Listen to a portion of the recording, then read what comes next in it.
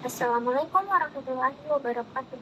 Saya Sekini Superi dengan NIM 09105802240010. Pada kesempatan kali ini, saya akan membahas salah satu cabang ilmu yang berperan penting dalam dunia pendidikan, yaitu psikologi pendidikan.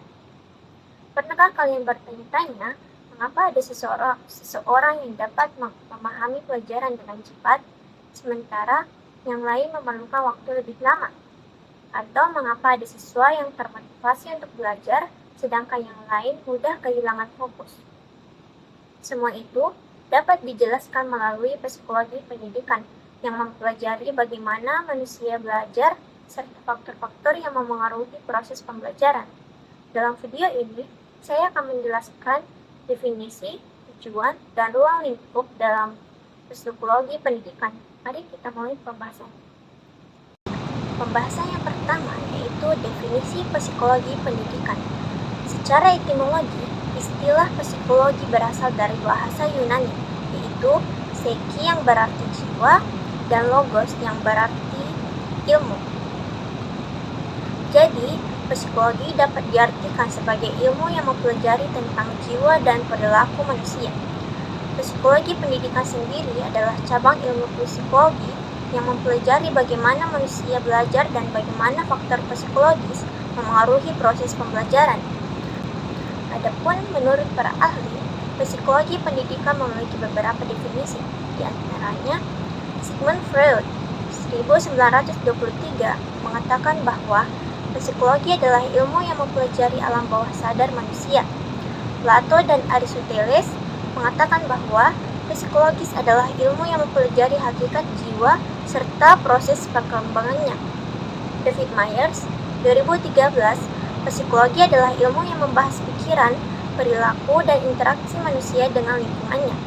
Sedangkan Muhyiddin Shah, 2001, mengatakan psikologi adalah ilmu yang mempelajari perilaku manusia, baik sebagai individu maupun kelompok, dalam hubungannya dengan lingkungan.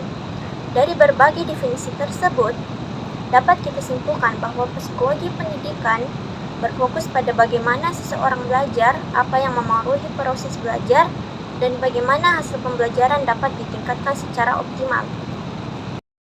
Mengapa psikologi pendidikan itu penting? Psikologi bukan hanya digunakan dalam bidang pendidikan, tetapi juga diterapkan dalam berbagai aspek kehidupan seperti ekonomi, kesehatan, industri dan perdagangan, sosial kemasyarakatan, politik, dan agama.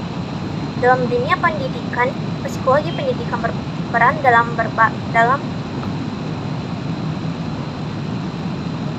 dunia pendidikan, psikologi pendidikan berperan dalam memahami perilaku belajar siswa, mengidentifikasi kesulitan belajar, serta merancang strategi pembelajaran yang lebih efektif.